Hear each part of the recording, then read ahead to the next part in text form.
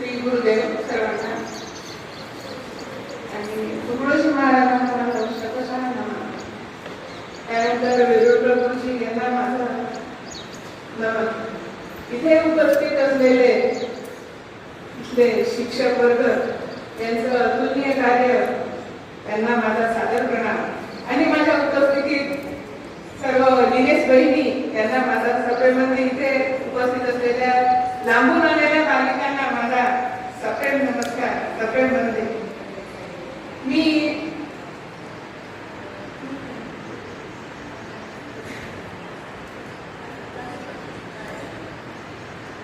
या ठिकाणी मी हिंदीमध्ये बोलणार आहे, समजेल ना सर्वांना.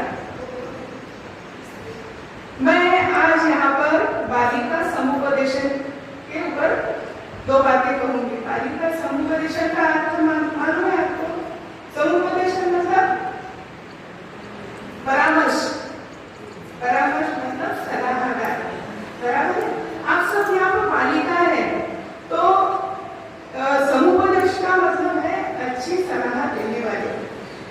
जो पहली अपने मतलब 100 साल पहले की जो पीढ़ियाँ थी तो उनको महिलाओं को शिक्षण नहीं था, रूढ़िवाद था, सती प्रथाएं थी, वो सब आप बंद हो गए थे. आप उससे बहुत आगे आए हो.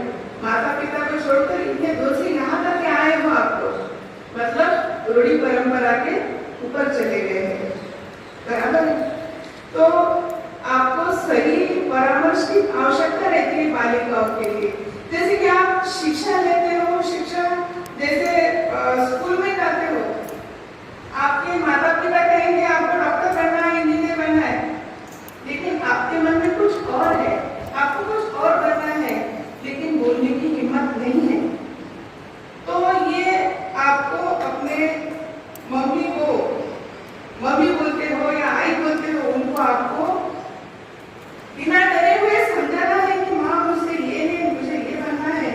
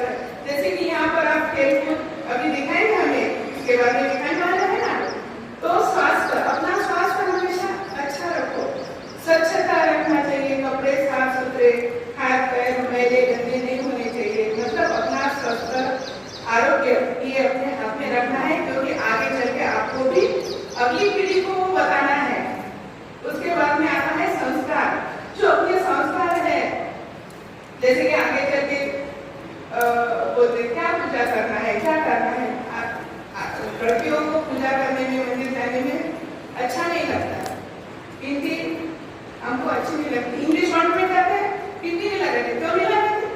उनको पूछो क्यों नहीं लगाते बिंदी? भारत में रहते हो, बिंदी लगाया करो।